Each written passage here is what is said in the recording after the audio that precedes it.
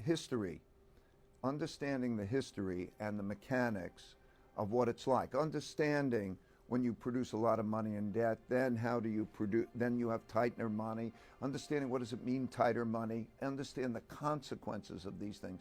You have to have a historical perspective, I think. If somebody said to you, okay, we are clearly moving into a bear market, how long do you think it will last? I think that the Fed's trade-off between inflation and growth, it always tries to see a balance, and there are some times when conditions are good, usually when there's not much debt, that trade-off is not difficult to run.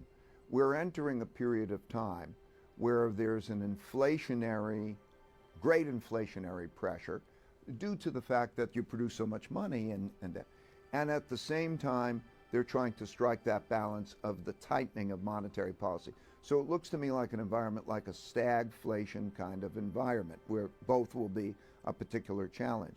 So individuals have got to know, what does that mean? For example, interest rates and debt instruments that they're holding will not have a real return.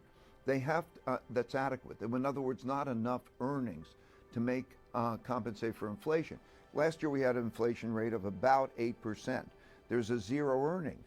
So if people start to think in terms of buying power and realize that cash instruments and debt instruments are going to be a challenge and try to diversify their portfolios, those would be the main headlines that I'd convey in terms of, don't just look at up and down in bull markets and bear markets. Look at diversification and be very particularly worried about whether the real returns that you're going to get on your cash or your bonds. I think too many people are not worried about that kind of environment. If you even study the 70s or other periods of time like that, that would be helpful.